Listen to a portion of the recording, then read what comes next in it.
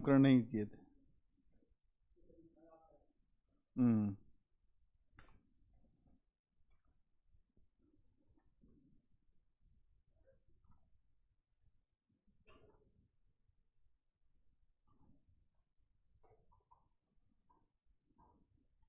नामकरण पे कोई प्रश्न आया नहीं है कुलदीप वैसे।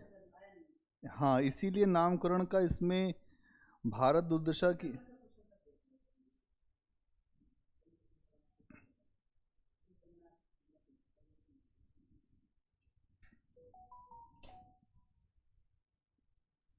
क्योंकि भारत दुर्दशा के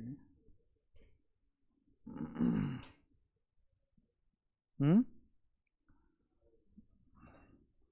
हमेशा देखो, जो मैं तुमको ऐसे भी इसके इसके पहले भी, अगर तुम नामकरण की बात करते भी हो तो ध्यान से सुन लो कि नामकरण का आधार क्या क्या रहता है।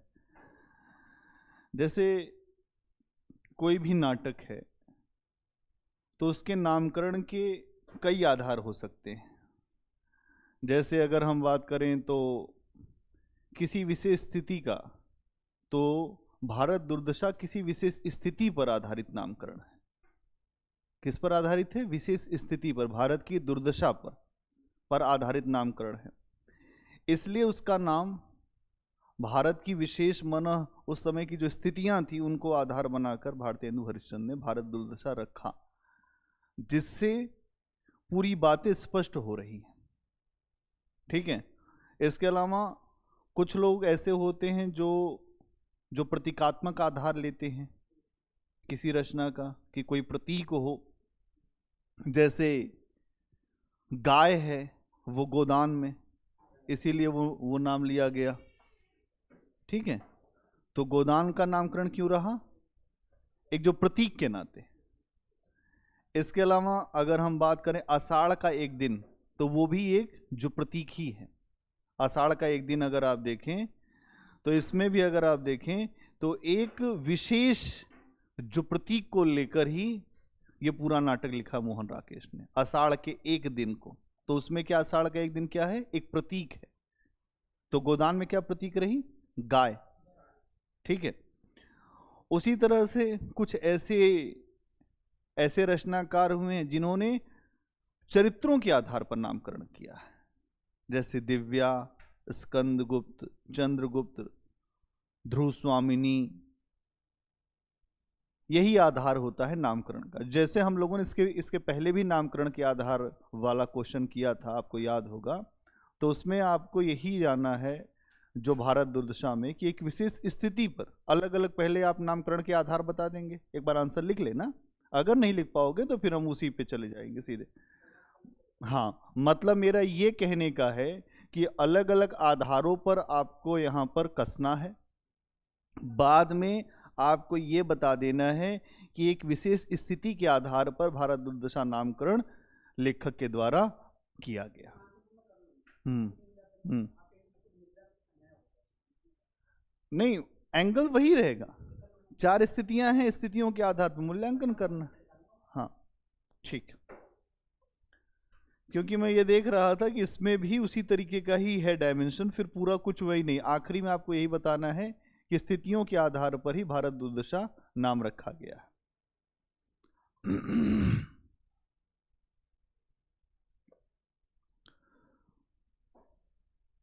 हम लोगों ने कहाँ तक कर लिया था?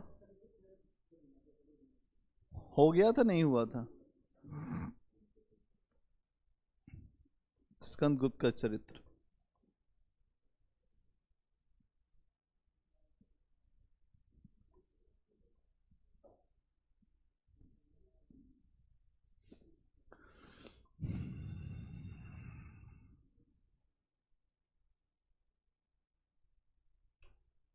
इसमें लिखिए।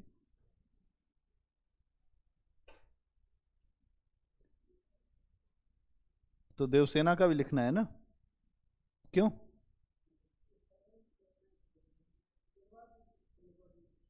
हो गया था, नहीं हुआ था? तो पहले स्कंदगुप्त का लिखो। हम्म, कुछ पॉइंट्स में लिख लो। स्कंदगुप्त का चरित्र स्कंदगुप्त का चरित्र अगर हम देखें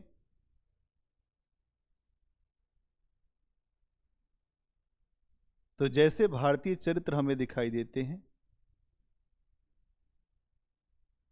जैसे भारतीय चरित्र हमें दिखाई देते हैं वैसा ही दिखता है।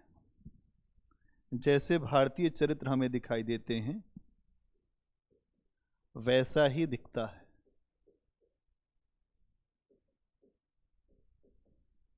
वैसा ही दिखता है क्योंकि वह अपने कुल क्योंकि वह अपने कुल, वंश, समर्पण, नैतिकता, साहस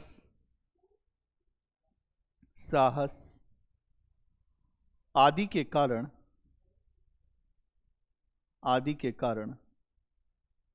हमें धीरोदात्त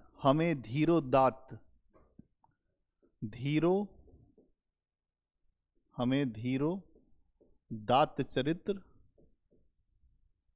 के समान दिखाई देता है। हमें धीरोदात्त चरित्र के समान दिखाई देता है।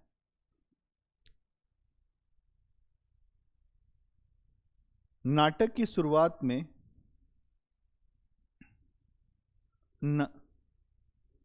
इसी के अंदर नाटक की शुरुआत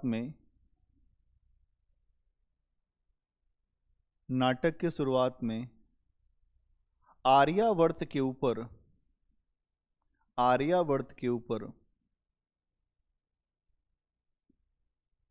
विदेशी आक्रमण की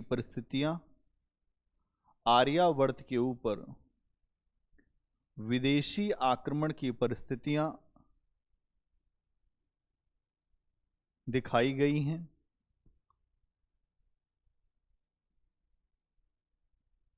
जिसके तहत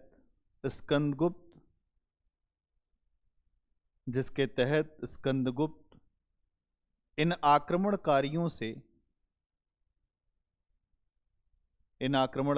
से अपने देश की सुरक्षा के लिए संघर्ष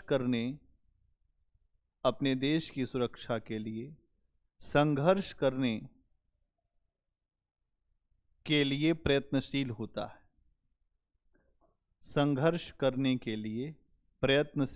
है। प्रयत्नशील मतलब क्या होता है बताओ? कोशिश करता है। कोशिश करने वालों की कभी हार नहीं होती। समझे? तुम कोशिश करते हो तभी तो आते हो। वैसे ही ये भी कोशिश कर रहा है देश की रक्षा का। ये देश की रक्षा प्रयत्नशील होता है। हुण खड़े हैं सामने सीमाओं पर, सब जगह कोहराम मचा हुआ है।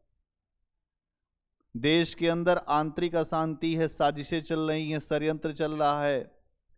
उसकी भी माता जो है अनंत देवी, वो अपने पुत्र को गद्दी पे बिठाना चाहती है। सारे संघर्ष चल रहे हैं।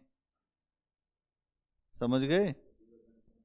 धीरोदात्त का मतलब विशेष रूप से इसके अंदर धीरता हो, बहादुरी हो, साहस हो,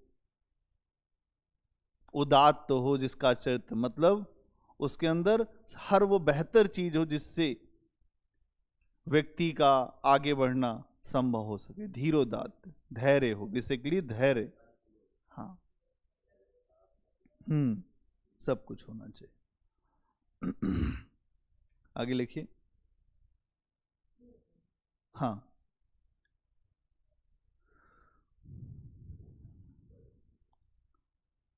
अपनी वीरता के माध्यम से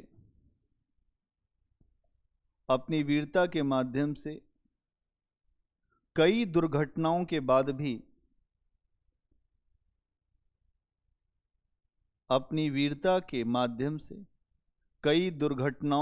भी स्कंदगुप्त अपने लक्ष्य तक पहुंचता है। अपने लक्ष्य तक पहुंचता है। मोटे तौर पर यह हमें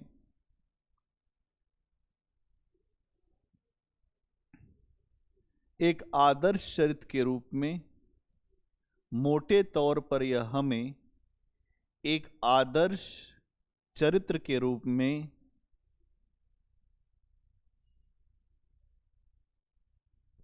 दिखाई देता है।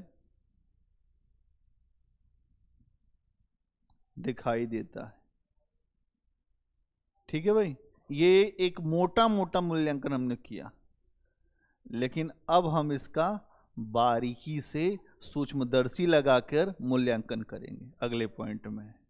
माइक्रोस्कोपिक, बहुत बढ़िया, लगाओ माइक्रोस्कोप दूसरे पॉइंट में। किंतु स्कंदगुप्त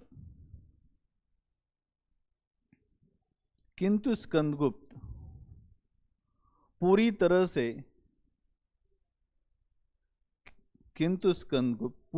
से भारतीय नेता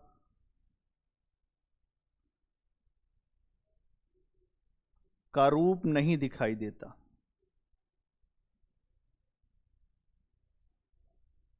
एक मिनट,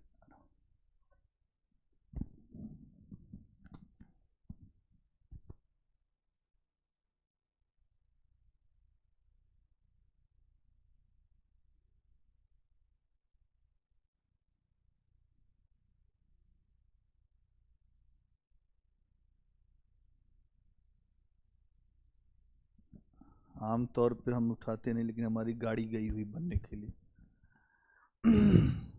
हाँ, क्या लिखा? नहीं दिखाई देता। उसके अंदर ट्रेजिक नायक की छाया भी दिखाई देती है।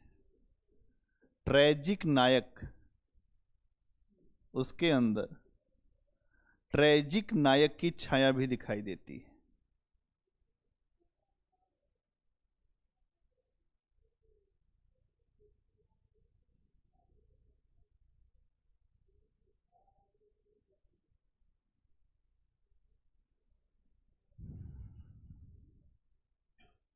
क्योंकि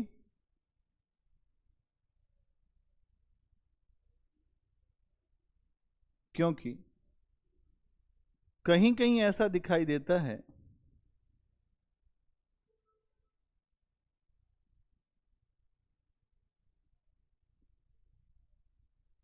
कि उसके मृत्यु जैसी बातें फैल जाती हैं, जिससे विरेचन मूलक प्रभाव पैदा होता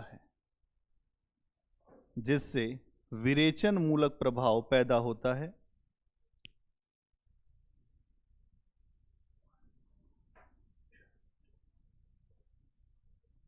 जो घटनाक्रम को ट्रेजिक बनाता है। क्या बात समझ में आ रही? आ गए? जो घटनाक्रम को ट्रेजिक बनाता है, क्या बनाता है कुलदीप? क्यों बताओ, क्या मतलब है इसका? हाँ, जैसे ये बात होती है कि जब वो बांध तोड़ देता है भट्टार, तो ये सूचना मिलती है कि स्कंदगुप्त जो है उसमें बह गया, उसकी भी मृत्यु हो गई। और उस समय नाटक में एक बड़ा मोड़ आता है, सभी जगह दुख फैल जाता है। देवसेना और पर्ण दोनों लोग जो हैं जनता के सामने हाथ फैलाकर याचना करते हैं, तो ये दुख पैदा होता है। तो वो क्या है? विरेचन मूलक। लेकिन अब आगे देखिए,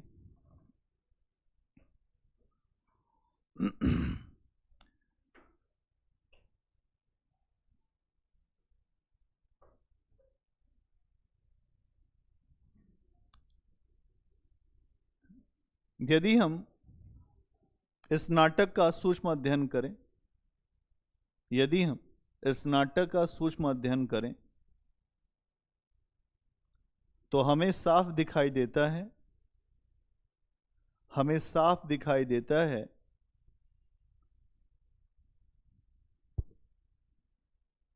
कि राष्ट्र के प्रति भक्ति का भाव, राष्ट्र के प्रति भक्ति का भाव स्कंदगुप्त का केवल दायित्व है। राष्ट्र के प्रति भक्ति का भाव स्कंदगुप्त का केवल दायित्व है, ना कि उसकी व्यक्तिगत प्रेरणा, ना कि उसकी व्यक्तिगत प्रेरणा।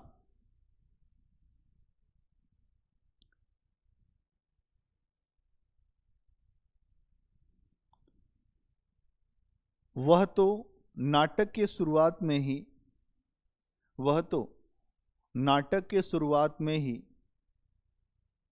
अधिकार सुख को सारहीन समझता है। वह तो नाटक के शुरुआत में ही अधिकार सुख को सारहीन समझता है।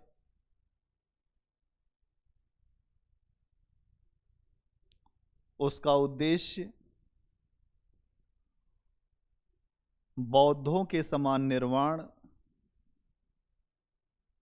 उसका उद्देश्य बौद्धों के समान निर्वाण, योगियों के समान समाधि,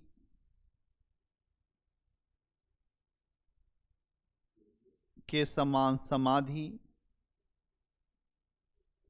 और पागलों सी संपूर्ण विस्मृति प्राप्त करना है।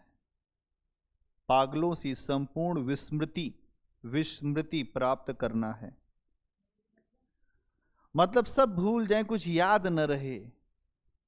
पागल सब भूल जाता है ना। कुलदीप पागल देखे हो? अब हम एक तुमको पागल कहानी सुनाते।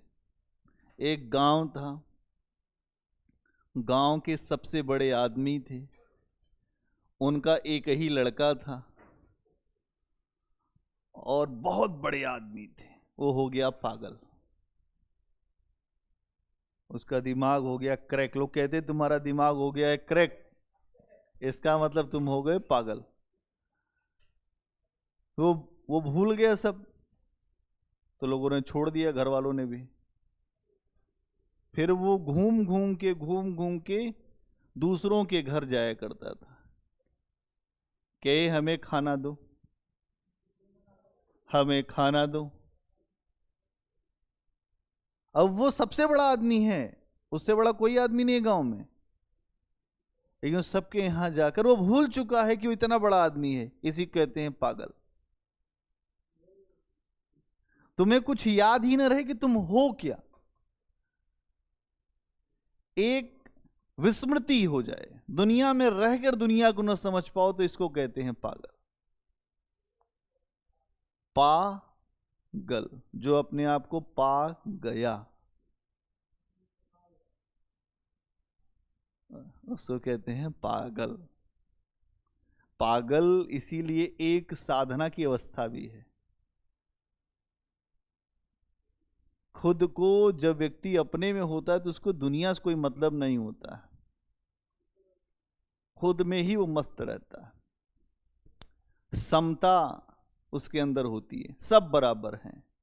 ये जो व्यक्ति था पागल, वो केवल ऐसा नहीं कि उच्च लोगों के यहाँ जाता था, हरिजन के यहाँ भी जाता था, सबके यहाँ जाता था और सबसे खाना मांगे। ओहो, लेकिन जो वैसा भी पागल है वो भी वैसे ही जाता है जैसे बुद्ध भी सबसे मांगते थे। इसीलिए मांगते थे कि ये जो परंपराएं हैं, ये जो चीजें हैं, ये टूटे। विस्मृति क्या मांगता है स्कंदगुप्त? पागलों सी विस्मृति, कि मैं भूल जाऊं कि दुनिया में कुछ है भी। योगियों सी समाधि और बुद्ध का निर्वाण। तो समझ गए, ये है पागल का मतलब।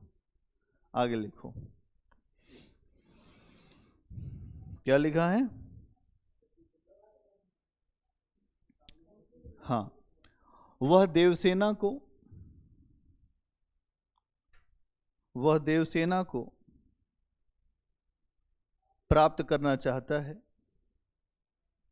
या उसके प्रेम की उपलब्धि चाहता है। वह देवसेना को प्राप्त करना चाहता है या उसके प्रेम की उपलब्धि पाना चाहता है, लेकिन उसके हाथ असफलता लगती है। लेकिन उसके हाथ असफलता लगती है।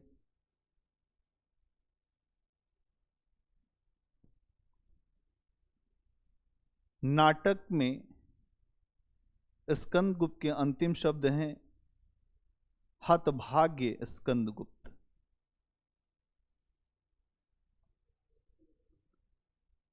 अंतिम शब्द हैं हतभाग्य स्कंदगुप्त। इसका मतलब क्या है? जिसका भाग्य खराब है वो है स्कंदगुप्त।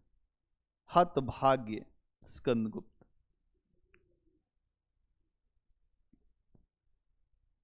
इस प्रकार स्पष्ट है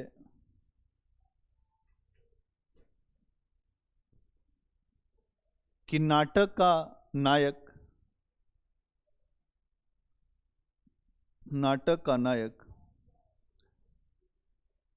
नाटक की समाप्ति पर स्वयं को अकेला और हतभाग्य मानता है।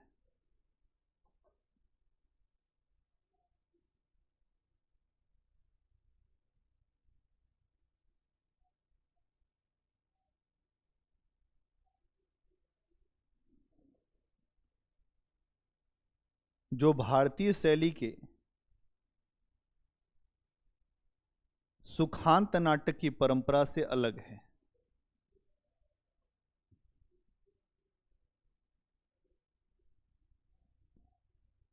जो भारतीय शैली के सुखांत परंपरा से अलग है।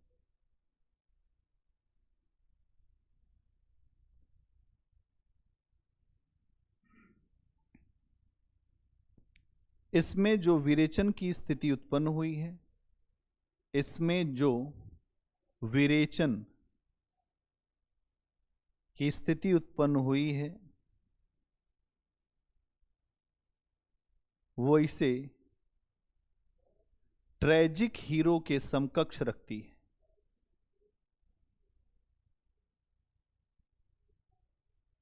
ट्रेजिक हीरो के समकक्ष रखती है।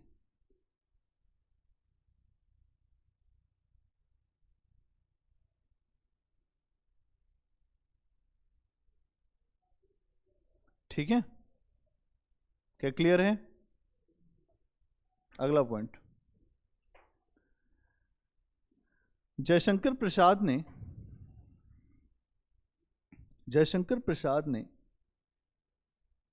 इन दोनों परंपराओं के बराबर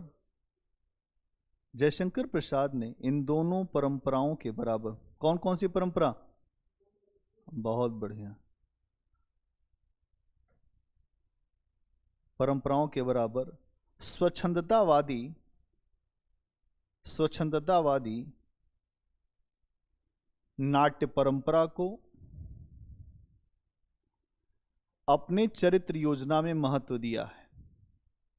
स्वच्छंदतावादी नाट्य परंपरा को अपने चरित्र योजना में महत्व दिया है।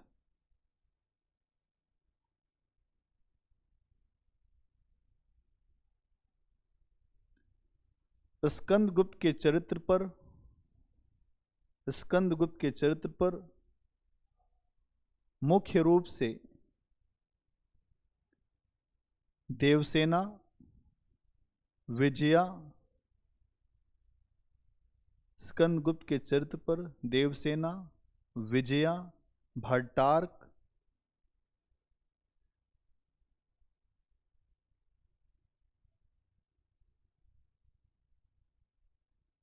का थोड़ा प्रभाव दिखाई देता है। थोड़ा प्रभाव दिखाई देता है।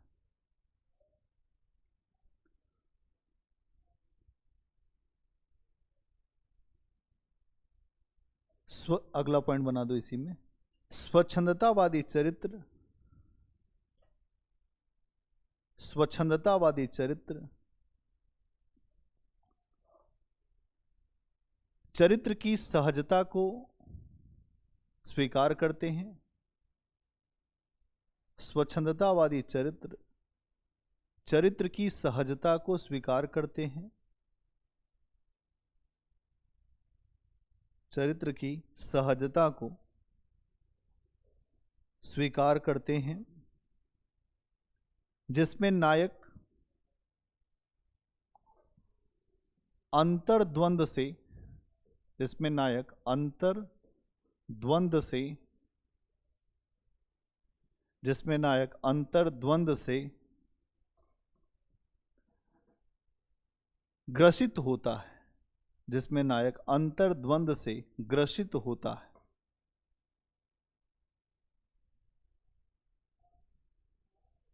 उदाहरण के लिए स्कंदगुप्त के कथन को देख सकते हैं।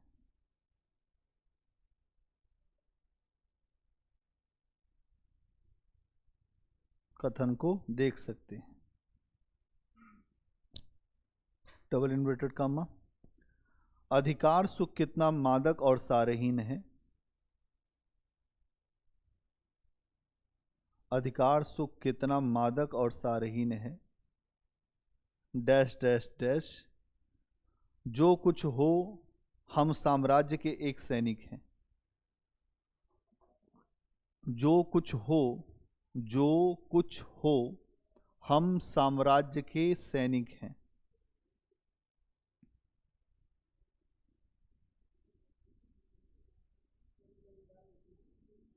अधिकार सुख कितना मादक और सारहीन है, स्टार्टिंग में ही है नाटक के। फिर उसके बाद डैश डैश डैश, जो कुछ हो हम साम्राज्य के एक सैनिक हैं। ठीक है, अगला पॉइंट। इतना ही नहीं, अपने अंतर्द्वंद के कारण स्कंदगुप्त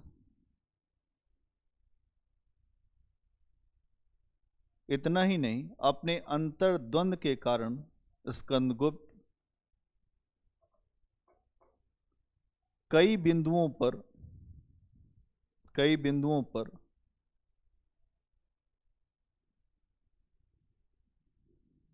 अपने औदात्य को खो देता है।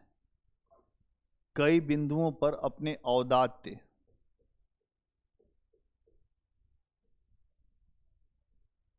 औदात्य को खो देता है। मतलब क्या होता है औदात्य का?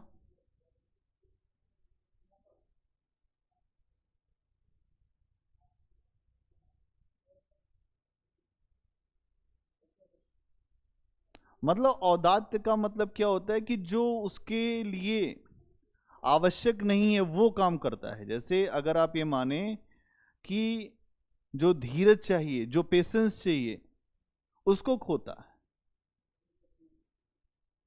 एक सटीक शब्द में अगर हम बात करें तो औदात्य का मतलब होता है कि जो धीरज, या अगर आप ये कहें कि जो चीज उसको उस समय करनी है वो काम न करके कोई दूसरा काम कर रहा है।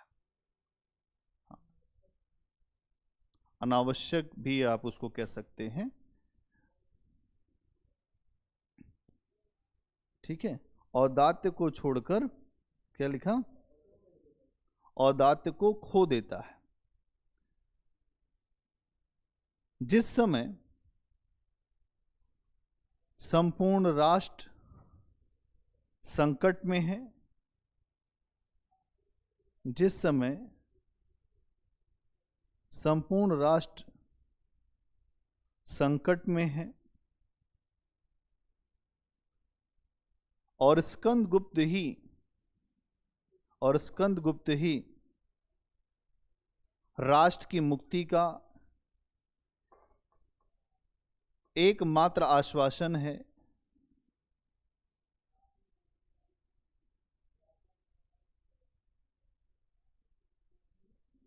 एकमात्र आश्वासन है, एकमात्र आश्वासन है, वह भी देवसेना के प्रेम में, वह भी देवसेना के प्रेम में,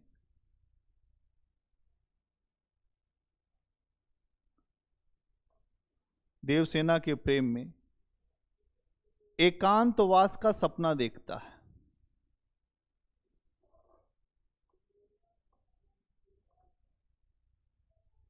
एकांतवास का सपना देखता है। उदाहरण के लिए निम्न कथन को देख सकते हैं।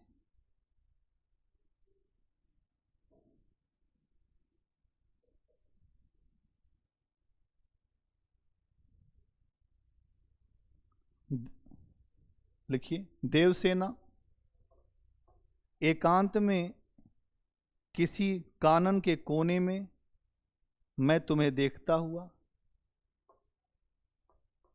एकांत में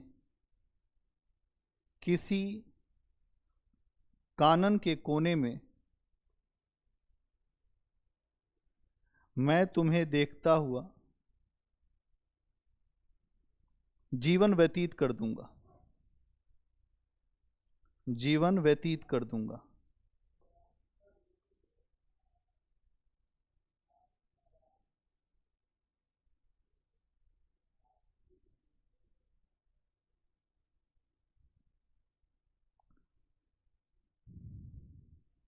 डैश डैश डैश एक बार कह दो।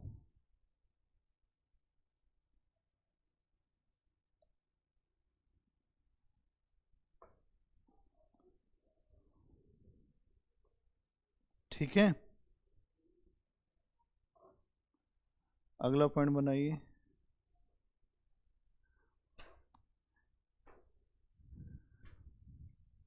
मतलब एक नायक के लिए जो है इस तरह का काम करना उसके चरित्र के अनुकूल नहीं है। औदात्य का मतलब है कि उसका ये चरित्र नहीं है कि वो इस तरीके का काम करे। साहस दिखाना चाहिए, अवसर पे भागने वाला नहीं। साहस के समय साहस दिखाइए, लेकिन यहां पर पलायन दिखाया जा रहा है। तो भारतीय जो नायक हैं या जो यूरोप में भी नायक है, उसमें एक गुण होता है औदात्य, शक्ति। मतलब जहां पर आवश्यकता हो वहां पर शक्ति से खड़े रहना, उसमें दृढ़ता होनी चाहिए, उसमें विचलन नहीं होना चाहिए। और लेकिन यहां स्कंदगुप्त में विचलन है देवसेना को लेकर। तो अगला पॉइंट बनाओ। यह मूल्यों का विचलन न तो भारतीय परंपरा में स्वीकार्य है, यह मूल्यों का विचलन न तो भारतीय परंपरा में स्वीकार्य है, ना ही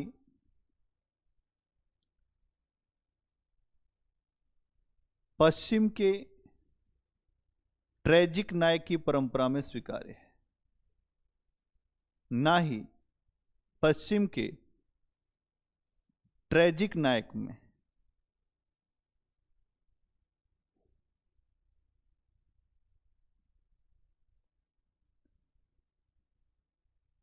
स्कंदगुप्त के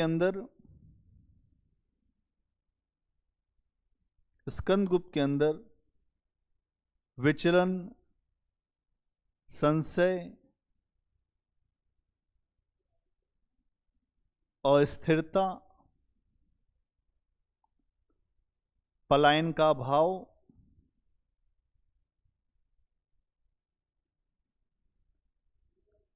व्यक्तिवाद से प्रेरित है।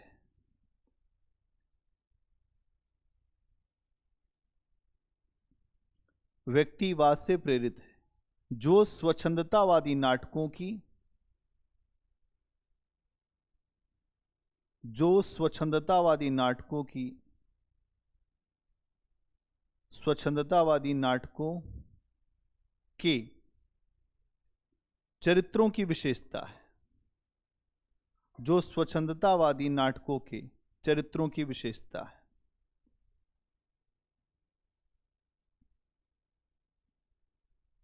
आखिरी पॉइंट लिखे इसमें, कुल मिलाकर, हाँ, कुल मिलाकर हम यह कह सकते हैं, कुल मिलाकर हम यह कह सकते हैं कि स्कंदगुप्त का चरित्र किसी एक नाट्य परंपरा का निर्वाह नहीं करता, किसी एक नाट्य परंपरा का निर्वाह नहीं करता। इसके अंदर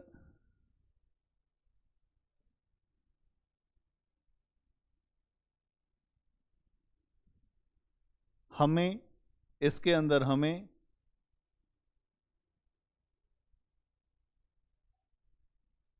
जयशंकर प्रसाद के संक्रमण की पीड़ा भी दिखाई देती है। इसके अंदर हमें जयशंकर प्रसाद के संक्रमण की पीड़ा भी दिखाई देती है। इसका मतलब क्या हुआ कि जयशंकर प्रसाद, अब यहां थोड़ा 1 मिनट रुको, इस बात को समझो।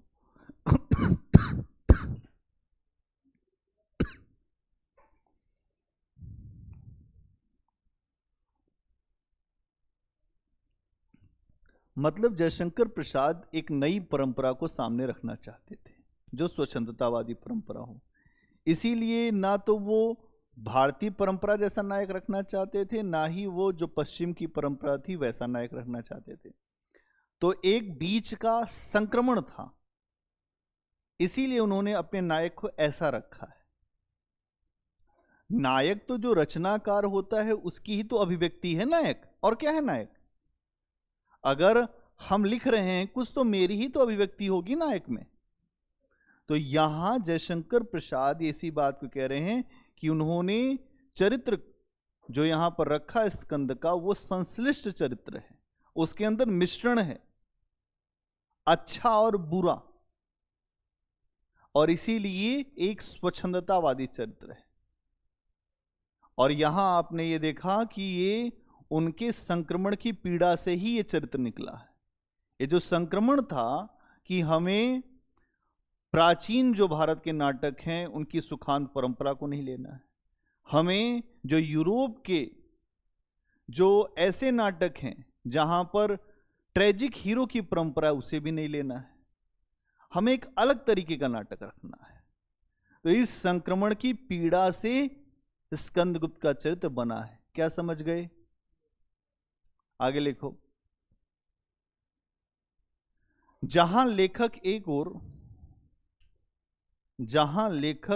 ओर अपने नायक को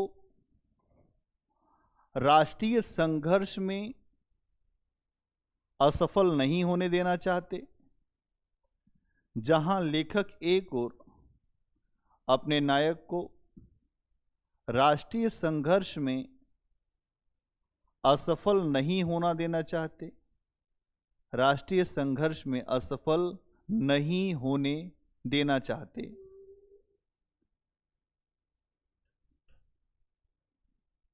वहीं दूसरी तरफ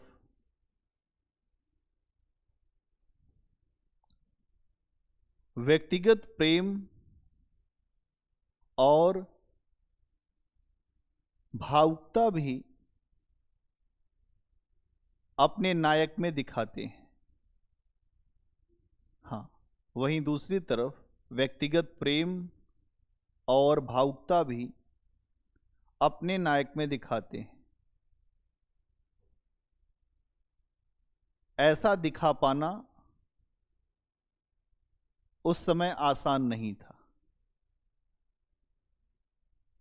ऐसा दिखा पाना उस समय आसान नहीं था।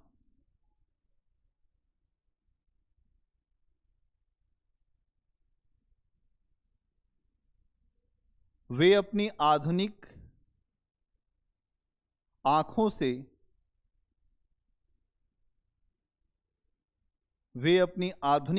से यह भी देख पा रहे थे कि अच्छाई और बुराई एक दूसरे की विरोधी नहीं, अच्छाई और बुराई एक दूसरे की विरोधी नहीं, अपितु सहचर हैं। और इन्हीं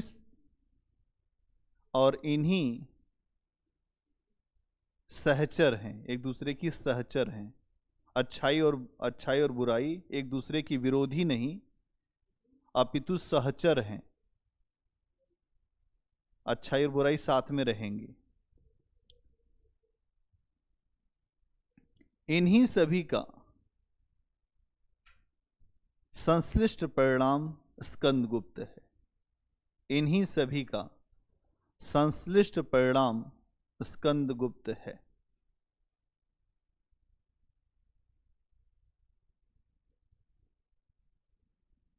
हो गया? बोलो।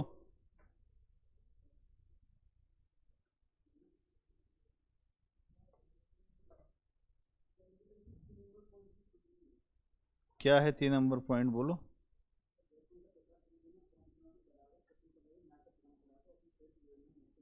हाँ,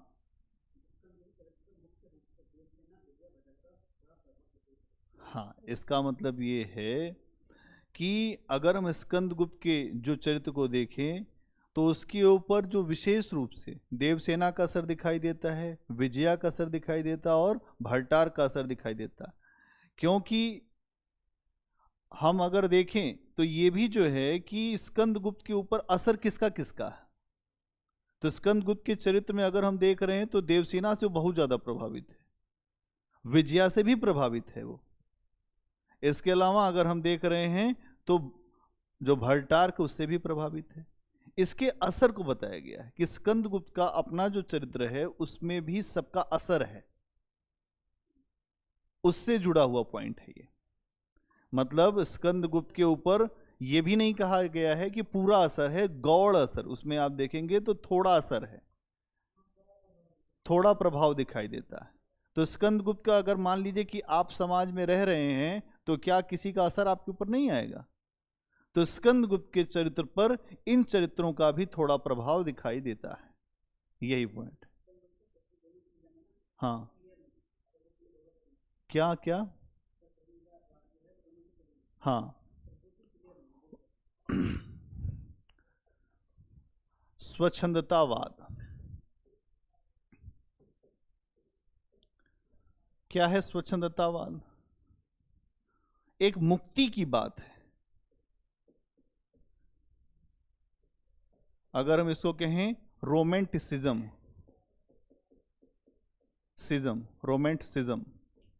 रोमेंटिसिज्म मतलब जो मुक्ति किससे है? जो पुरानी परंपराएं हैं, ठीक है। एक तो जो भारतीय परंपरा है, भारतीय परंपरा का मतलब जो सुखांत नाटक। दूसरा एक जो यूरोपीय परंपरा है, जो यूरोप की, ठीक है। तो यहां पर अगर हम देखें तो यहां पर हमारे पास एक ऐसी परंपरा आती है जिसको हम कहते हैं ट्रेजिक हीरो की परंपरा, जहां पर इसकी मृत्यु होती है, कोई ऐसा कोई निर्णय ले लेता है ना, कोई ऐसा निर्णय ले लेगा, अतिशय भावुकता में कोई निर्णय ले ले, या अतिशय जो नैतिकता के कारण कोई निर्णय ले ले। तो इस परंपरा से जयशंकर प्रसाद अलग हटना चाहते थे। तो उन्होंने एक ऐसी परंपरा रखी जहां पर इन दोनों परंपराओं से मुक्ति हो और नायक एक जगह न बंधा रहे। नायक ऐसा रहे जहां वो नायक तो है ही लेकिन वो एक मानव भी है। जैसे हम सब हैं, हम सब के अंदर अच्छाई और बुराई दोनों दिखती है। तो स्कंदगुप्त एक सामान्य मानव है, और सामान्य मानव के पास कुछ भावनाएं भी हैं, और ये जो भावनाएं हैं वही उसको रोमांटिसिज्म, मुक्ति की तरफ लेके जाती है। ठीक है। और जब हम मुक्ति की बात करते हैं तो वो मुक्ति का मतलब यह है कि व्यक्तिगत भावना,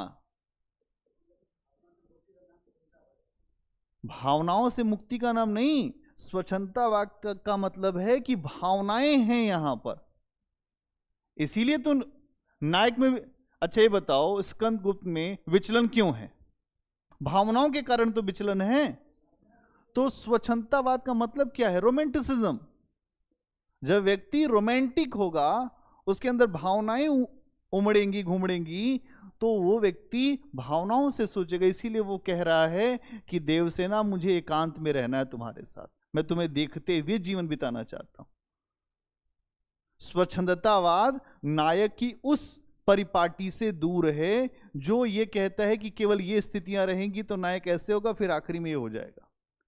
जो यूरोप की परंपरा है वहां पर नायक के पास कुछ भी नहीं मिलता, उसकी मृत्यु होती है बाद में, अतिशय कोई बहुत बड़ी जो नैतिकता दिखाने के कारण।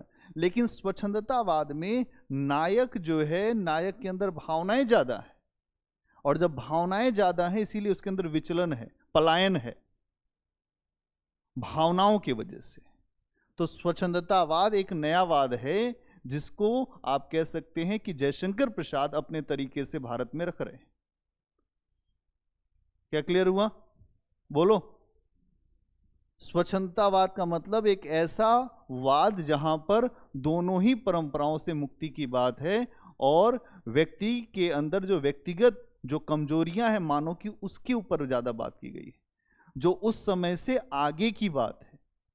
मतलब उस समय ये 1928 का लिखा है, 1928 में इस तरह की बातें बोलना आसान नहीं है, लेकिन उनकी आधुनिक दृष्टि यह देख पा रही है कि अच्छाई और बुराई जो है वो एक दूसरे की विरोधी नहीं है, सहचर हैं, साथ चलेंगे, वो संश्लिष्ट हैं। एक व्यक्ति के अंदर अच्छाई है तो बुराई होगी ही होगी, ये खराब नहीं है। लेकिन हम यूरोप के पैरामीटर से देखते हैं तो स्कंदगुप्त का चरित्र हल्का दिखता है, भारतीय पैरामीटर से देखते हैं तब भी हल्का दिखता है, लेकिन वास्तव में वो हल्का नहीं है। यह है स्वच्छंदतावाद। बोलो भाई, है कुछ क्लियर हुआ? ठीक है, तो देवसेना वाला हो गया।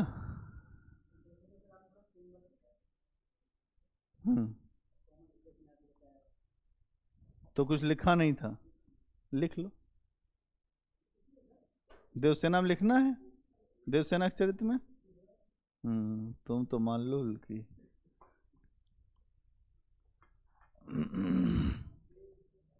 देवसेना के चरित्र की प्रमुख विशेषताएं।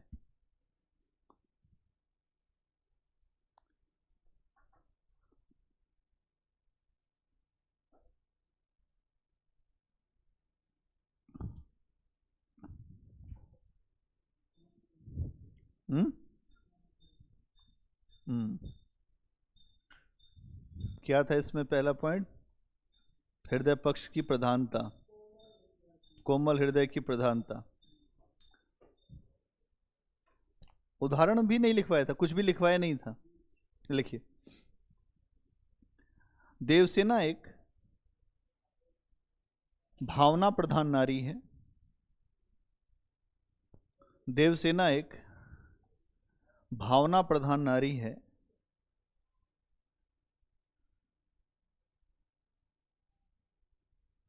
डॉक्टर नगेंद्र ने भी देवसेना के चरित्र के बारे में कहा है। डॉक्टर नगेंद्र ने भी देवसेना के चरित्र के बारे में कहा है कि ऐतिहासिक नाटकों की सर्वोत्तम नायिका देवसेना, ऐतिहासिक नाटकों की सर्वोत्तम नायिका देवसेना प्रसाद की चरित्र सृष्टि की, प्रसाद की चरित्र सृष्टि की कोमल कल्पना, प्रसाद की चरित्र सृष्टि की कोमल कल्पना की अमर उपज है। अमर उपज है। क्या समझ गए? ठीक है। मतलब डॉक्टर नगेंद्र हिंदी साहित्य के बहुत बड़े विद्वान हैं। वो ये कह रहे हैं कि ऐतिहासिक नाटकों में अगर हम देखें तो देवसेना का चरित्र वो सर्वोत्तम है, सबसे ऊपर है। और जयशंकर प्रसाद की जो चरित्र सृष्टि है उसमें कोमल कल्पना की एक अमर उपज है। मतलब उस एक अमरता प्राप्त एक ऐसा व्यक्तित्व है जो अमर है, और उन्होंने अपने कौशल के माध्यम से देवसेना के चरित्र को गढ़ा है। ठीक है। क्या लिखा आपने कि देवसेना, इसके बाद हाँ आगे लिखिए अगला पॉइंट बना के। देवसेना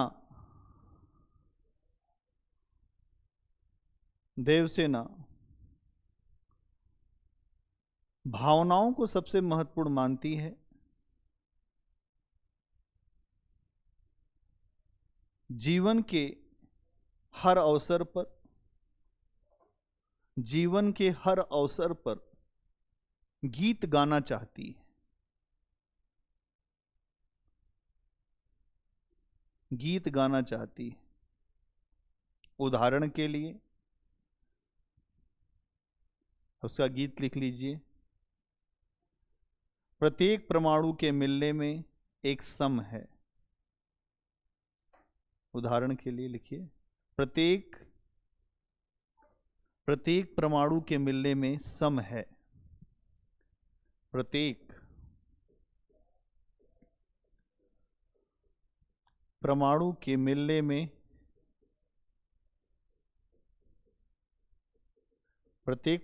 मिलने में सम है।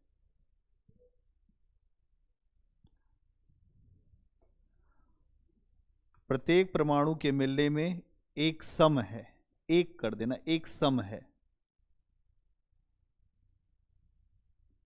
कॉमा। प्रत्येक हरी हरी पत्ती के हिलने में एक लय है।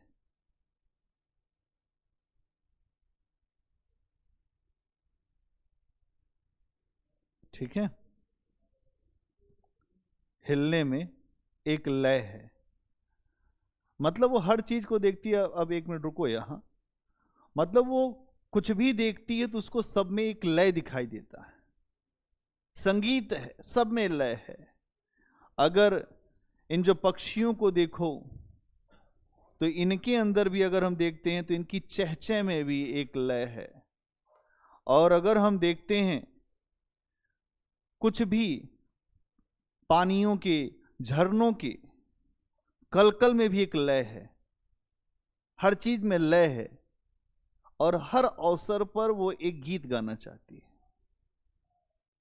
उसके अंदर अभिव्यक्ति है, उसके अंदर भावनाएं हैं, और हृदय से बहुत कोमल है। तो यहां ये चीज आपको दिखाई देगी। अगला पॉइंट बनाओ इसमें।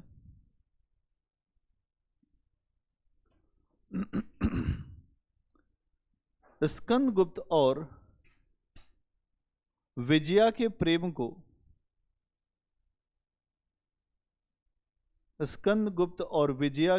को जानने के बाद उसकी भावुकता आध्यात्मिकता में बदल जाती है। उसकी भावुकता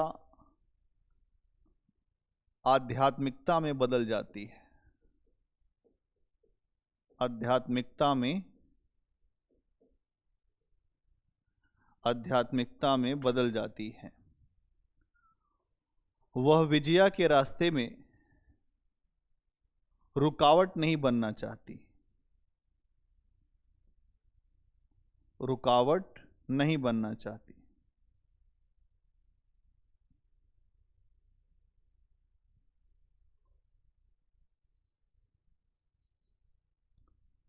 उदाहरण के लिए, उदाहरण के लिए, फिर डबल इन्वर्टेड कॉमा में लिखो, विजया के स्थान को मैं कदापि ग्रहण नहीं करूंगी। विजया के स्थान को मैं कदापि ग्रहण नहीं करूंगी।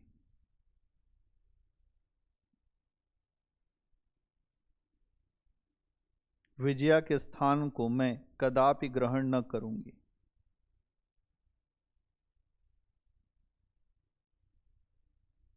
फिर लिखिए, उसे भ्रम है यदि वह छूट जाता।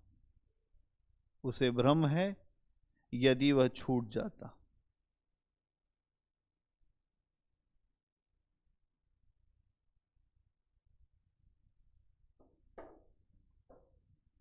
अगला पॉइंट,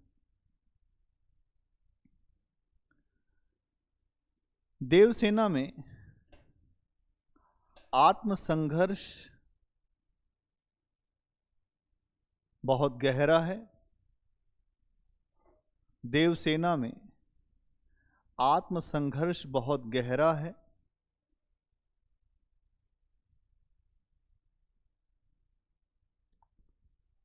परंतु इसे लेकर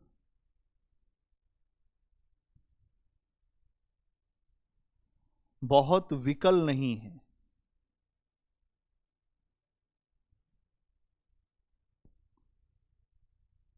इसे लेकर बहुत विकल नहीं है।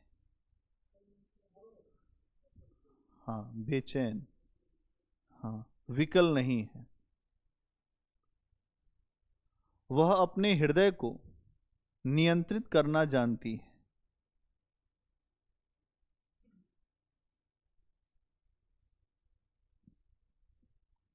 एवं अपने दुख को संगीत में भुला देना चाहती है। एवं अपने दुख को संगीत में भुला देना चाहती है।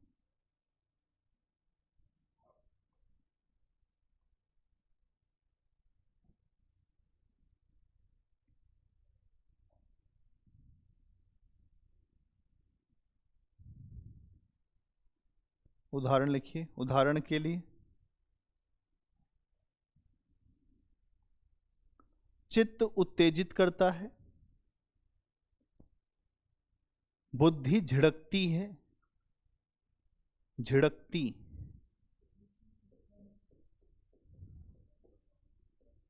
चित्त उत्तेजित करता है। चित्त उत्तेजित करता है,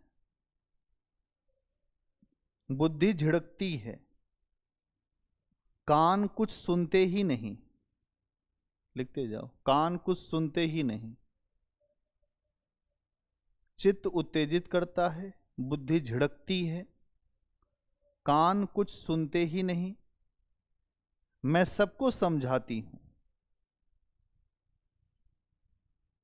विवाद मिटाती हूं। मैं सबको समझाती हूं और विवाद मिटाती हूं।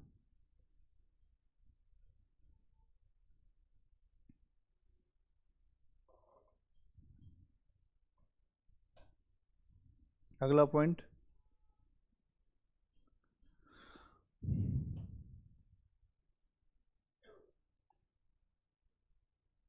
नाटक के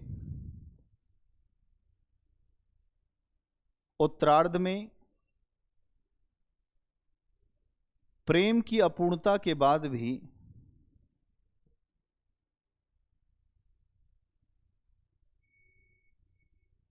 वह लोक जीवन से जुड़ी हुई है। प्रेम की अपूर्णता के बाद भी वह लोक जीवन से जुड़ी हुई है। अपने सामाजिक कार्यों को कर रही है।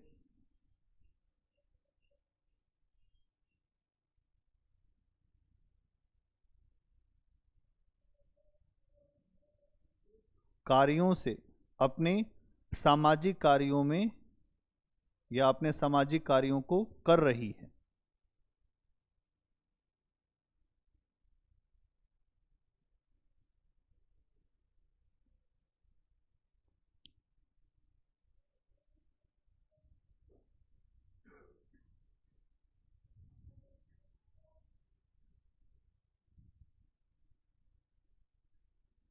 अगला पॉइंट,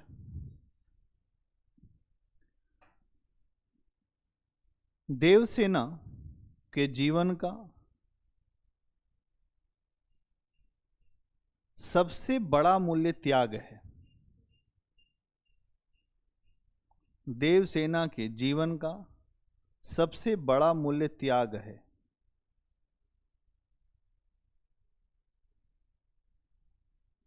त्याग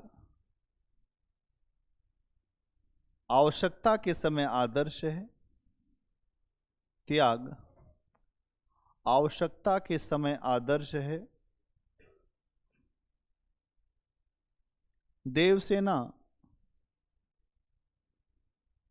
कई स्थान पर ऐसे त्याग करती है, देवसेना कई स्थान पर ऐसे त्याग करती है जहां परिस्थितियां त्याग मांगती नहीं, जहां परिस्थितियां त्याग मांगती नहीं। जैसे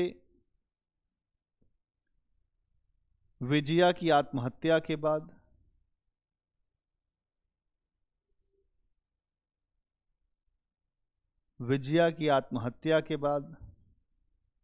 आर्यावर्त की विजय के बाद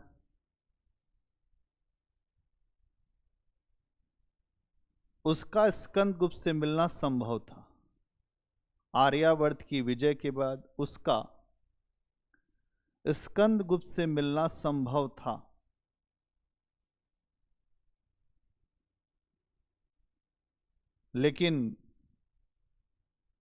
लेकिन देवसेना त्याग के तरफ झुकती।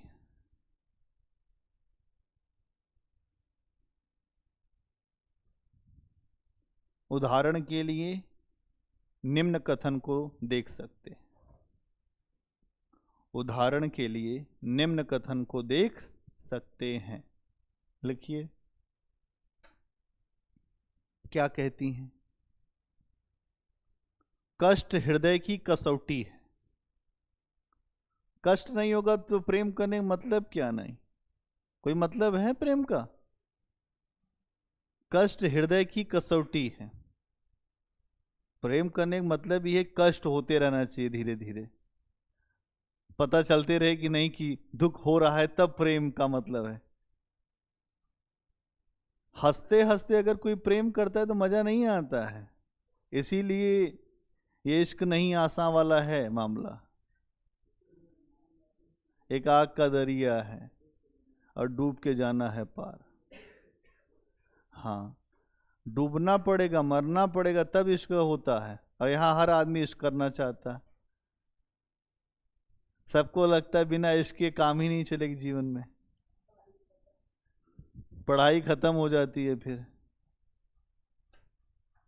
एक जो है दक्षिण भारत के कवि हैं, वो कहते हैं जिसे इश्क का तीर कारी लगे उसे जिंदगी क्यों न भारी लगे। जिसे इश्क का जो तीर है गहरा होता है, जब वो लग जाता है तो फिर जिंदगी भारी लगने लगती है। जिसे इश्क का तीर कारी लगे उसे जिंदगी क्यों न भारी लगे। वली को कहे अगर एक वचन रकीबों के दिल पर कटारी लगे। रकीब का मतलब वो होता है कि जो नहीं चाहते ये सब। रकीबों के दिल पर कटारी लगे मतलब ऐसे लोग जो इश्क को नहीं समझते उनके दिल पर। जिसे इश्क का तीर कारी लगे उसे जिंदगी क्यों न भारी लगे।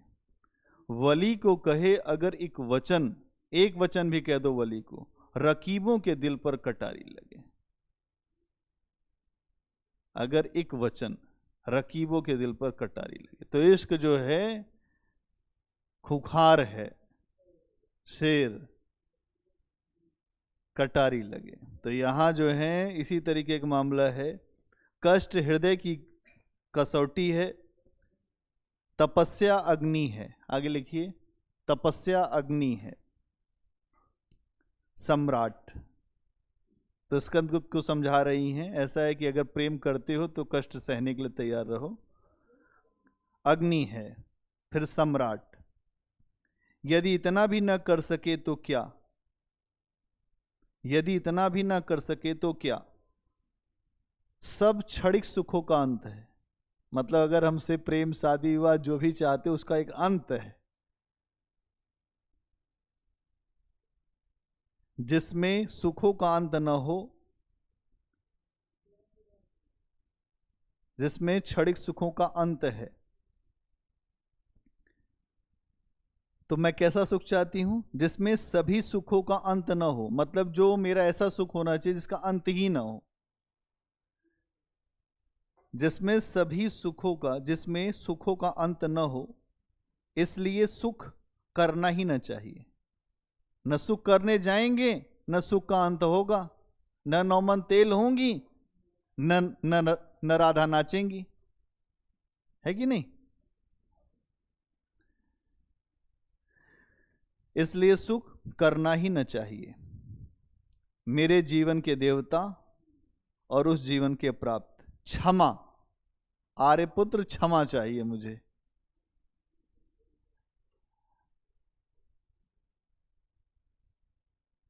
ये 1928 की नायिका है, तो हल्की फुल्की नायिका तो नहीं ही होगी। उन मेरे इस उस जीवन के प्राप्य मतलब आपको उस जीवन में प्राप्त करना चाहती हूँ। फिर आगे लिख देना क्षमा, क्षमा बड़न को चाहिए छोटन को अपराध।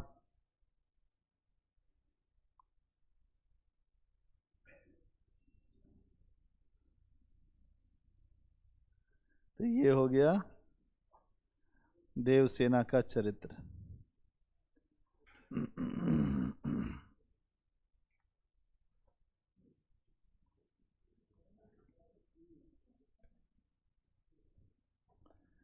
अब हम बात करेंगे स्कंदगुप्त की दार्शनिक चेतना। अब आप लोगों को दर्शन समझ में आएगा। स्कंदगुप्त की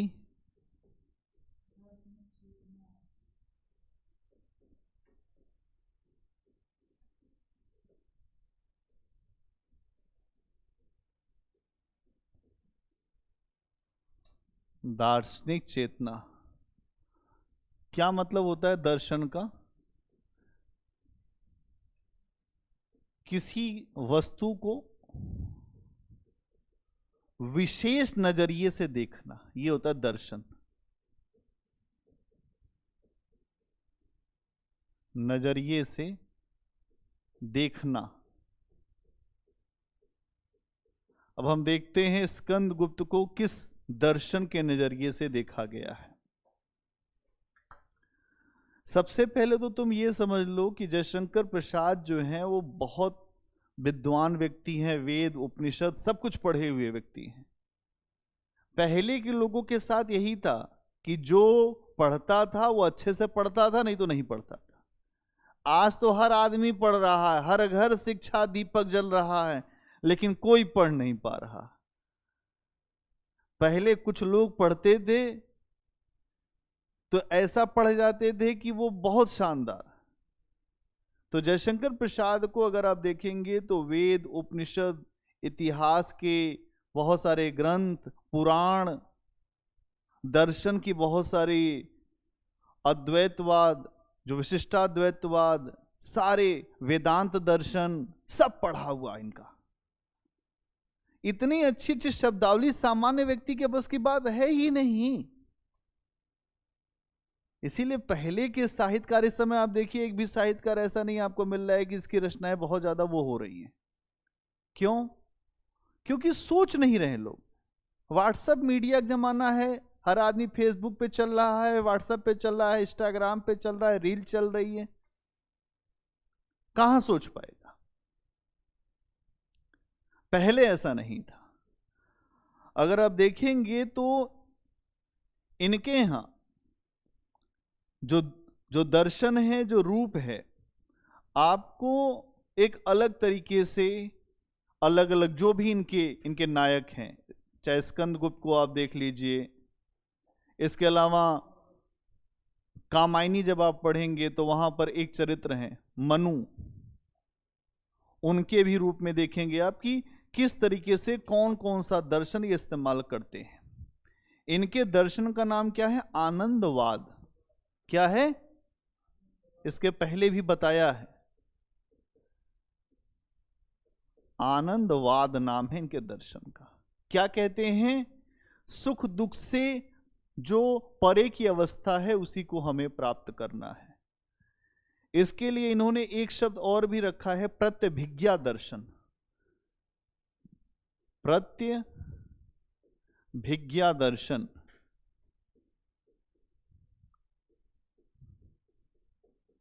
इसका मतलब क्या है? सुख दुख, सुख और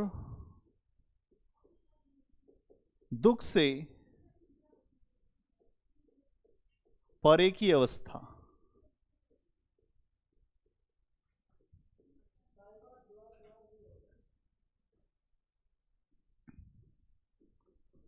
सेवा स्वैवा द्वैतवाद। इसका मतलब क्या हुआ? ये एक ही चीज है। मतलब इनके दर्शन में सबसे महत्वपूर्ण चीज क्या है? आनंदवाद। आनंदवाद के लिए जो प्रत्यभिक्षा दर्शन या जो प्रत्यभिज्ञा दर्शन, इसके अलावा सेवा द्वैतवाद, एक ही चीज है। आनंदवाद का मतलब क्या है? अगर आप देखेंगे तो इनके अनुसार जीवन का सबसे ऊपर का आदर्श यह है कि जीवन में समरसता चाहिए। क्या चाहिए हमें? जीवन में समरसता चाहिए। समरसता क्या है? ये जीवन लक्ष्य है।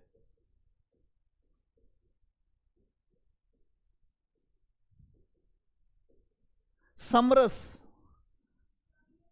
मतलब सुख और दुख से बीच की अवस्था है, जिसको कहते हैं आनंद। ठीक है? इसीलिए एक शब्द अगर आप देखेंगे तो सच्चिदानंद, सच्चित आनंद, सत चित प्लस आनंद,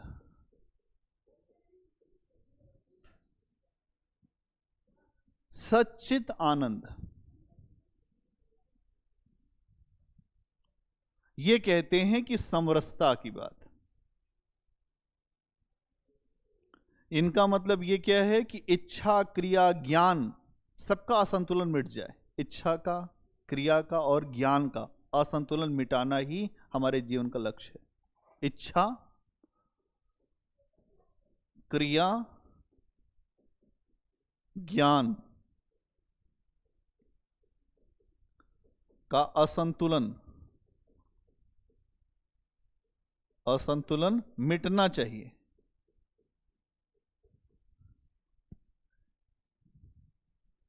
अगर हम इसको मिटा ले जाएंगे तो हमारे पास जीवन में कुछ आ सकता है। अगर आप देखेंगे यही चीज वो देवसेना के अंदर भी दिखाते हैं। देवसेना के व्यक्तित्व में आपको समरसता की स्थिति दिखाई देगी कि वो समरस रहना चाहती है कि अगर मैं सुख के जीवन में प्रवेश करती हूं तो जाहिर सी बात है दुख आएगा ही आएगा, तो मुझे ऐसे जीवन में जाना ही नहीं है जहां दुख आए। समरसता का जीवन। अब देखिए ये लोग कह रहे हैं कि ऐसा उसने बहुत गलत किया, उसको दुख वाला जीवन लेना ही चाहिए था। इतने इतने अच्छे अच्छे नायक पड़े हुए थे यहां, बताइए नायक को छोड़कर उसने ऑलरेडी एक दुख ले लिया है। लेकिन यहां लेखक का ऐसा सोचना नहीं। लेखक ये कह रहे हैं कि समरसता हमें चाहिए। जैसे कामायनी में आप देखेंगे तो एक आएगी पात्र श्रद्धा और एक है मनु।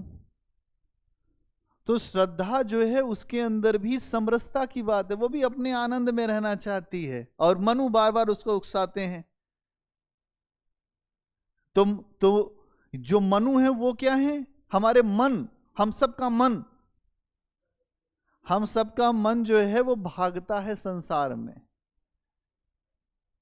और जो श्रद्धा है, जो नायिका, वो कहती समरस रहो, मनु, अच्छा नहीं लगता ये तुम उस श्रृंखल की तरह से उस जो जो नाचने गाने लगते हो कि और डांस किया जाए।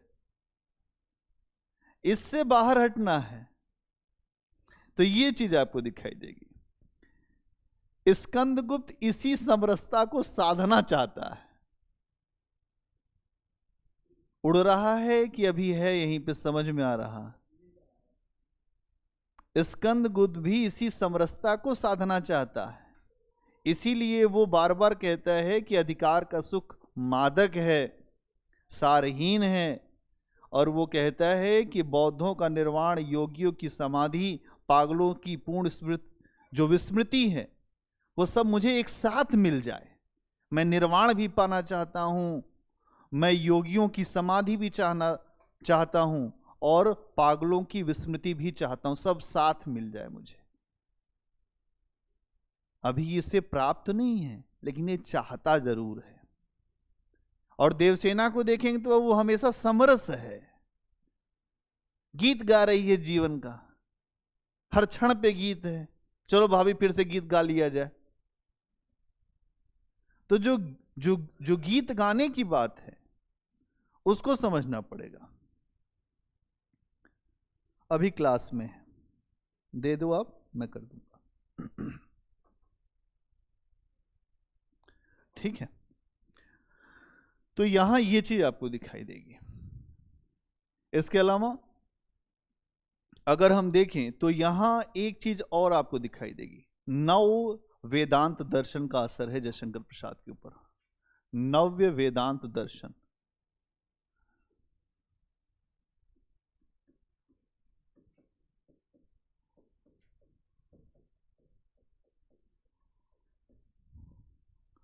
नव्य वेदांत दर्शन का असर है। ठीक है, क्या है नव्य जो वेदांत?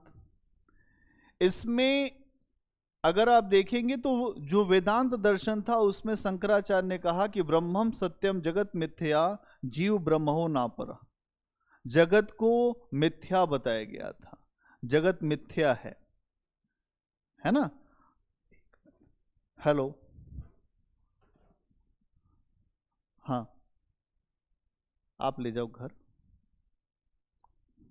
ठीक ठीक।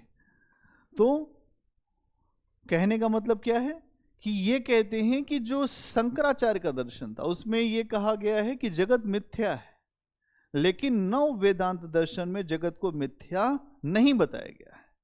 ये कहा गया है कि जो जगत है वो ईश्वर की एक बहुत अद्भुत कृति है, उसमें आह्लाद है और उस भगवान की यह उत्पत्ति है। तो उसे आह्लादपूर्ण उत्पत्ति बताया गया जगत को। मतलब नव वेदांत दर्शन में जगत को मिथ्या नहीं बताया गया है। मिथ्या नहीं, क्या कहा गया है? ईश्वर की आह्लादपूर्ण,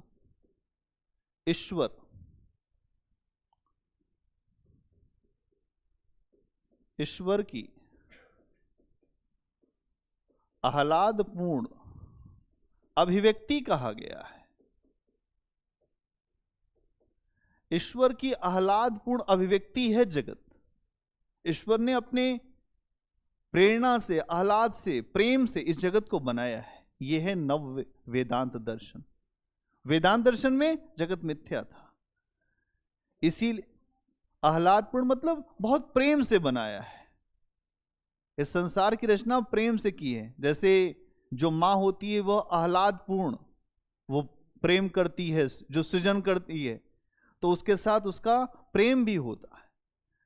तो यहां पर ईश्वर की ये जो रचना है, ये जो संसार है, वो ईश्वर की एक अद्भुत कृति है। ईश्वर इससे प्रेम करता है। ठीक है, अभिव्यक्ति बताएगी। इस बात को बहुत सारे लोग मानते हैं। सबसे पहले एक तो महर्षि अरविंद हैं, वो इस बात को मानते हैं। मतलब नव वेदांत दर्शन आपको इथिक्स में भी पढ़ना है ना। तो नव वेदांत दर्शन में अगर आप देखेंगे तो यहां पर महर्षि अरविंद इस बात को मानते हैं। इसके अलावा इसी बात को रविंद्रनाथ टैगोर जी मानते हैं। इसी बात को महात्मा महात्मा महात्मा गांधी भी मानते हैं। नव्य वेदांत मतलब बेसिकली किसका दर्शन है? ये अरविंद का दर्शन है। लेकिन इस दर्शन में यही बताया गया है कि यहां संसार क्या है? ये असत्य नहीं है, ये मिथ्या नहीं है। ये संसार जो है ईश्वर की एक बहुत अच्छी कृति है। उन्होंने प्रेम से संसार को बनाया, आह्लादपूर्ण रूप से संसार को निर्मित किया है। और जब ये बात कही जाती है तो संसार भी सत्य है, संसार के ऊपर भी सत्यता रखी गई। लेकिन संसार जीने का क्या तरीका होगा, अब इसे समझने की जरूरत है। ठीक है, तो यहां यह बात बताई गई है। तो जयशंकर प्रसाद का जो दर्शन है वो क्या है? आनंदवाद है। इनके ऊपर नव्य जो वेदांत का भी असर है, और नव्य वेदांत के असर के साथ साथ अगर आप देखेंगे तो यहां कामायनी में अगर आप देखो तो जयशंकर प्रसाद अपनी रचना कामायनी में ये बताते हैं कि संपूर्ण संसार जो है वो भगवान की एक लीला है, एक रचना है, अद्भुत रचना है। संपूर्ण संसार एक लीलामय अभिव्यक्ति बताया गया है कि संपूर्ण जगत ईश्वर की एक लीलामय अभिव्यक्ति है। वैसे ही स्कंदगुप्त की देवसेना भी जगत के कण कण में संगीत सुनती है। क्या सुनती है? संगीत सुनती है। हर जगह विश्व के जो प्रत्येक कंप में एक ताल है, प्रत्येक परमाणु के मिलने में सम है, प्रत्येक हरी हरी पत्ती के हिलने में एक लय है। उसी तरह से कामायनी में भी आप देखेंगे तो इसी बात को कहा गया है कि संपूर्ण जगत जो है वो ईश्वर की रचना है, ईश्वर की लीला है। ठीक है, तो एक चीज ये आपको दिखाई देगा, ये आपको दर्शन समझ में आ गया पूरा।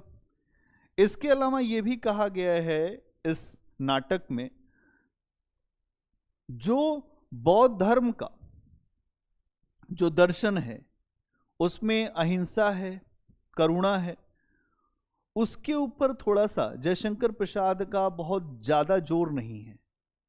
तो बौद्ध दर्शन से बहुत कुछ ऐसा नहीं है कि वो अहिंसा और करुणा को अपना रहे हैं, क्योंकि इसमें आपको ये दिखाई देगा कि अहिंसा के स्थान पर हिंसा के मार्ग को अपनाया गया है। तो अहिंसा से थोड़ा सा दूर हटे हैं, करुणा की भावना से भी थोड़ा दूर हुए हैं। लेकिन यहां पर अगर आप देखेंगे तो बौद्ध दर्शन के उस विचार को स्पष्ट माना गया है कि यह जगत हमेशा बदल रहा है, क्षणिकवाद, जगत की परिवर्तनशीलता को स्वीकार किया गया है। इस रचना में भी आपको दिखाई देगा। तो बौद्ध दर्शन का आगे बढ़ा दूं, बौद्ध दर्शन के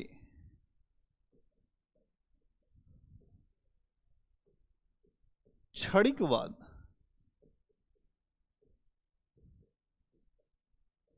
क्षणिकवाद को स्वीकार किया गया है।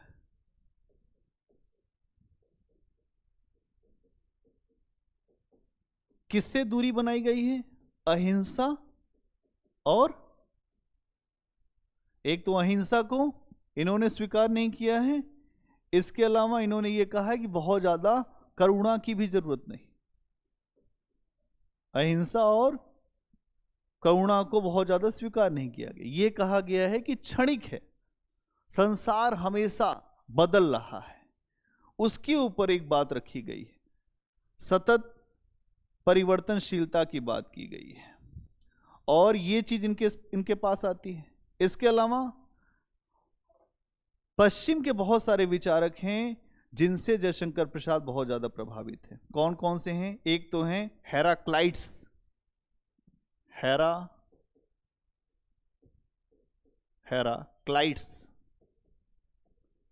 हेराक्लाइट्स प्लस हेराक्लाइट्स के साथ साथ आपको दिखाई देंगे विलियम जेम्स और Henry Bergson. William James plus Henry Bergson. ये भी यही कह रहे हैं कि संसार जो है इनके ऊपर भी जो बुद्ध का दर्शन है उसी का असर है। ये वेस्टर्न फिलोसफर हैं, लेकिन इनके ऊपर भी उन्हीं का दर्शन है।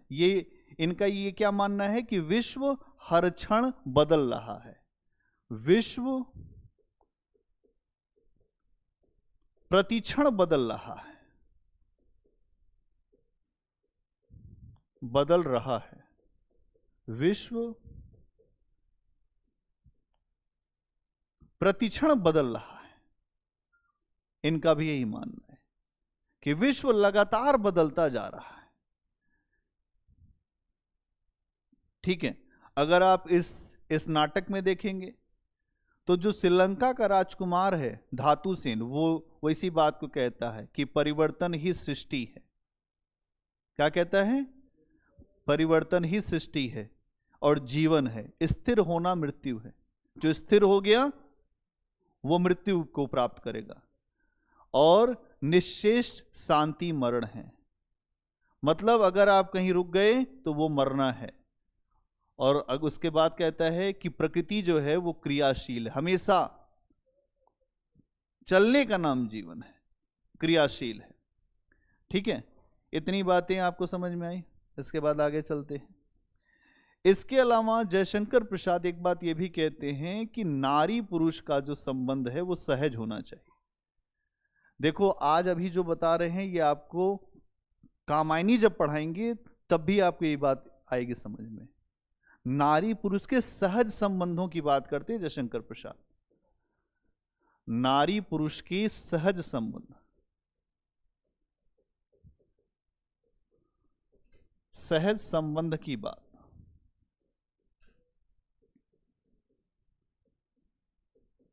नारी पुरुष के सहज संबंध की बात करते हैं कि नारी और पुरुष का सहज संबंध होना चाहिए। क्या मतलब है? सहज संबंध का मतलब यह हो गया कि जो शरीर पर आधारित प्रेम होता है उसको अच्छा नहीं माना गया है,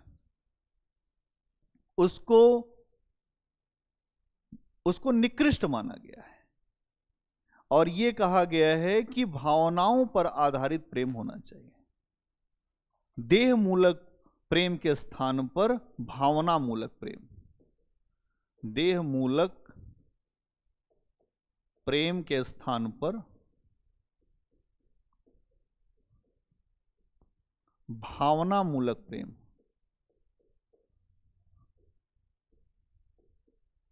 भावना मूलक प्रेम पर बात की गई। देह मूलक प्रेम नहीं होना चाहिए, भावना मूलक। बार बार आप देखेंगे तो देवसेना भी यही समझा रही है, जो श्रद्धा है वो भी मनु के ही समझा रही है कि तुम देह के पीछे क्यों पड़े हो। लेकिन असली नायक तो आज का ही है, उसको भावनाओं से कोई लेना देना नहीं है ज्यादा। हाँ, उसको भावना से कोई मतलब नहीं। अगर कोई मेरे शिकार पे आंख डालेगा तो मैं या तो उसको मार दूंगा या खुद को मार लूंगा, इधर उधर इसके अलावा और वो कुछ नहीं जानता। प्रेम का मतलब होता है अधिकार। अगर अधिकार नहीं है तो प्रेम भी नहीं। प्रेम अगर हमको है तो हमको अधिकार चाहिए ही चाहिए। ठीक है, लेकिन यहां पर अगर आप देखेंगे तो ये छायावादी प्रेम है। बेसिकली अगर आप ये देखेंगे तो ये छायावादी प्रेम ऐसा ही है। कैसा प्रेम है ये? छायावादी प्रेम है। जयशंकर प्रसाद इससे थोड़ा आगे बढ़े हैं। उन्होंने एक बात ये रखी है कि इसमें कुछ अतिवाद है, अति है इसमें। उन्होंने ये कहा है कि नारी पुरुष के संबंधों में काम चेतना होती है। मतलब उन्होंने नारी पुरुष के संबंधों को काम चेतना से जोड़कर देखा है। हां, काम चेतना की सहज बात होती है। कुछ लोगों ने फिर इसके बाद इनको सिगमंड फ्राइड से भी जोड़ा कि काम चेतना की सहज वृत्ति होती है। ठीक है, और इसको इन्होंने अगर आप देखें तो एक शब्द इसके लिए दिया है, कामाध्यात्मवाद। कामाध्यात्मवाद,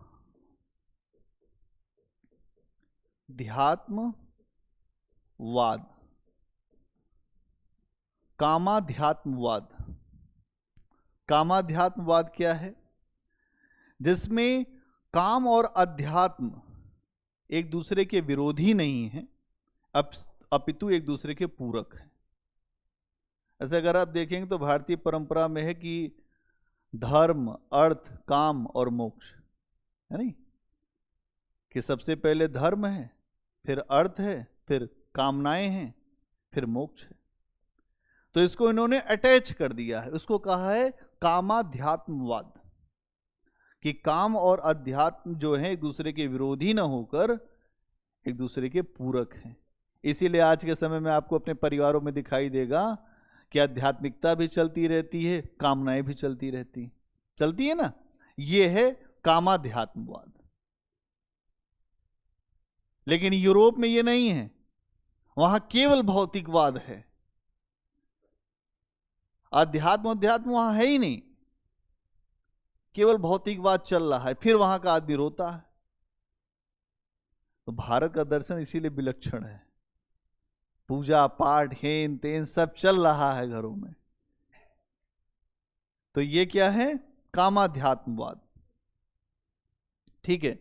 कुछ आलोचक कहते हैं कि भैया ये जो है जयशंकर प्रसाद के ऊपर सिगमंड फ्रायड का असर है, और जो उनके मनोविश्लेषणवाद से ये जो बहुत प्रभावित है। कुछ लोग कहते हैं कि भारत की जो प्राचीन परंपरा है उसमें भी ऐसा ही है कि धर्म, अर्थ, काम, मोक्ष का हमारे यहाँ एक जो संयोजन रखा गया है कि व्यक्ति के जीवन में इसी तरह से जीवन को आगे बढ़ाना चाहिए।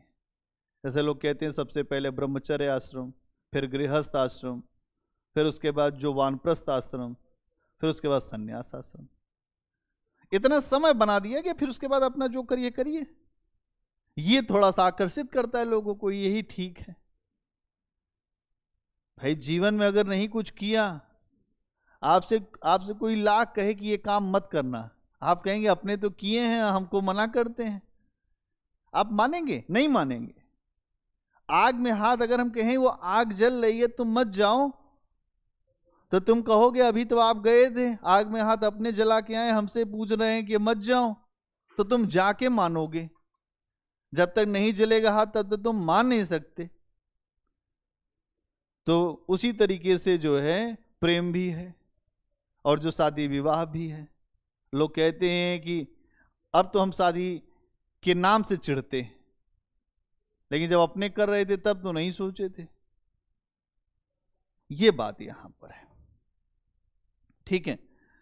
तो यहां स्कंद गुप्त में अगर आप देखेंगे तो जयशंकर प्रसाद एक बहुत बड़ी बात लिखते हैं कि समय पुरुष और स्त्री की गेंद लेकर दोनों हाथ से खेलता है। समय पुरुष और स्त्री की गेंद लेकर दोनों हाथों से खेलता है। क्या खेलता है साहब? पुल्लिंग और स्त्रीलिंग की समष्टि अभिव्यक्ति की कुंजी है।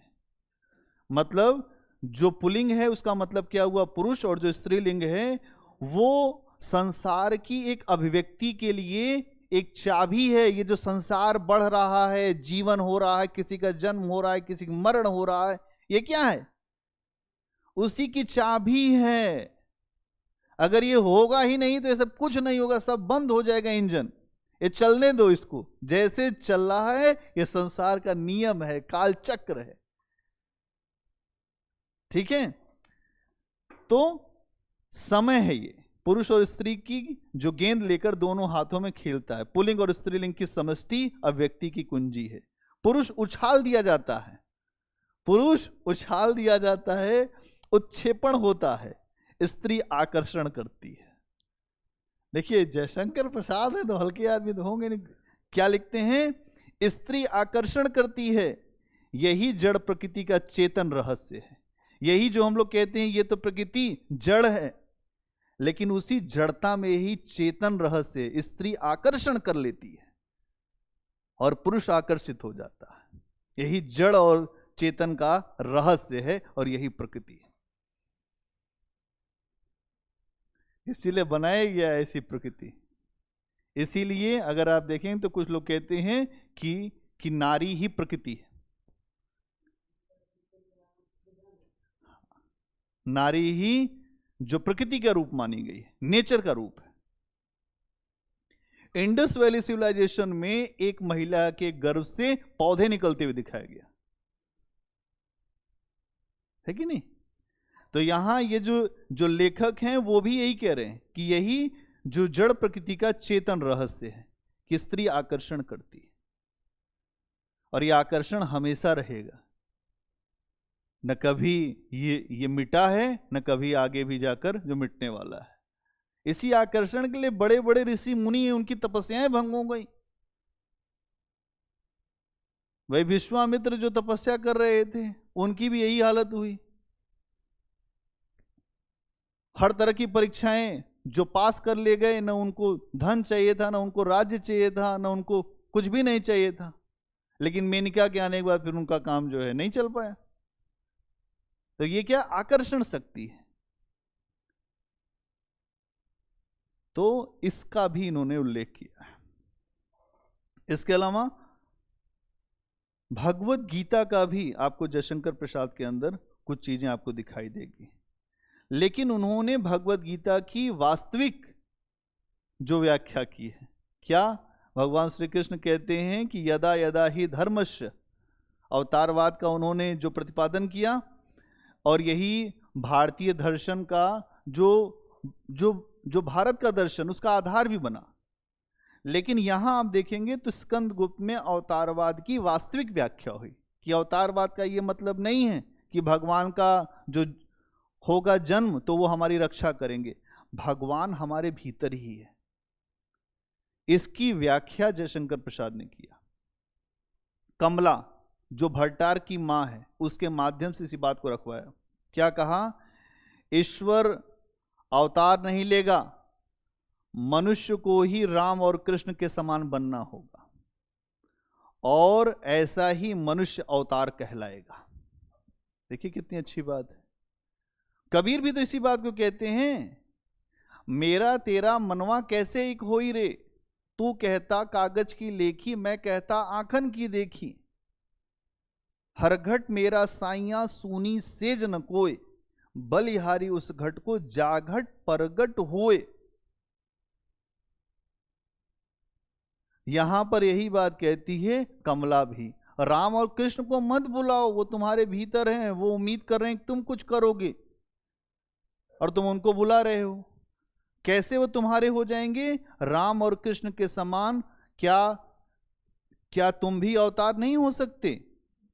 समझ लो, जो अपने कर्मों को ईश्वर का कर्म समझकर करता है वह भी ईश्वर का ही अवतार है। जो अपने कर्मों को ईश्वर का कर्म समझ के करेगा वही ईश्वर का अवतार होगा। मतलब ईश्वर कहीं से नहीं आएगा। तुम राम को अपने आचरण में ले आओ तो तुम राम हो, तुम कृष्ण को ले आओ तो तुम कृष्ण हो। दीपक वहां से रश्मि रथी लेकर आओ जल्दी से, वहीं रखिए एक बुक जहां हम बैठते हैं।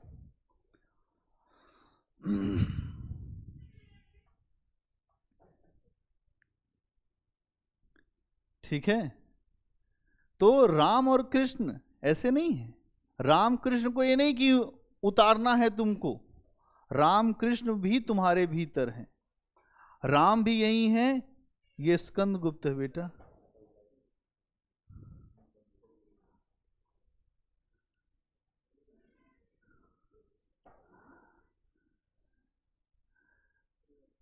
ठीक है, और अगर हम देखें तो थोड़ा बहुत असर इनके ऊपर मार्क्सवाद का भी दिखाई देता है।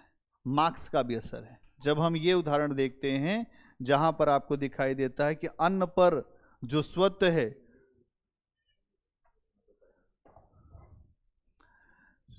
चलो जाने दो, अब हम खुद ले आएंगे। अन्न पर अधिकार किसका है? भूखों का। और जो धन है उस पर किसका अधिकार है? देशवासियों का। ठीक है, तो यहां हमें यह समझना होगा कि हर दर्शन, हर विचारधारा का असर जो है वो जयशंकर प्रसाद के ऊपर दिखाई देता है। अलग अलग दर्शनों का उनके ऊपर असर है, लेकिन उनकी निष्ठा किसके प्रति है? आनंदवाद के प्रति है, जो शैव परंपरा से प्रेरित रहा है। और उन्होंने बहुत सारे दर्शन को अपने विचारों में आधार के रूप में शामिल किया है। इसीलिए यहाँ पर अगर आप देखेंगे तो जयशंकर प्रसाद का जो हर रचना उनकी जो आपको दिखाई देगी, वहाँ पर एक तो प्राचीन भारत की बहुत सारी परंपराएं दिखेंगी, फिर नवीन भारत की परंपराएं दिखेंगी, और जो पश्चिमी भारत की भी परंपराएं दिखेंगी। सबका एक मिश्रण करके उन्होंने एक बेहतर रचना किया है स्कंदगुप्त की। तो स्कंदगुप्त में जो दर्शन है वो आपको समझ में आ गया। 5-6 पॉइंट बताए, इसमें बहुत सारी चीजें थी, लेकिन आपको एक जो मोटी मोटी बातें हमने वो समझा दिया। ठीक है, तो चलिए आज के लिए यहीं पे रुकेंगे।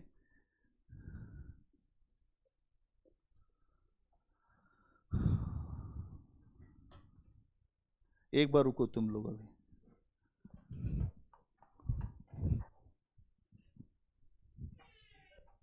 अरे यार वो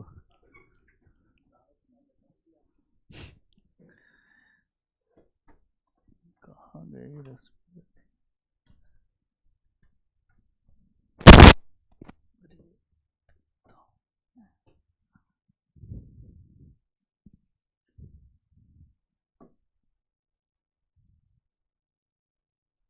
जाने दो, नहीं मिलेगी बाद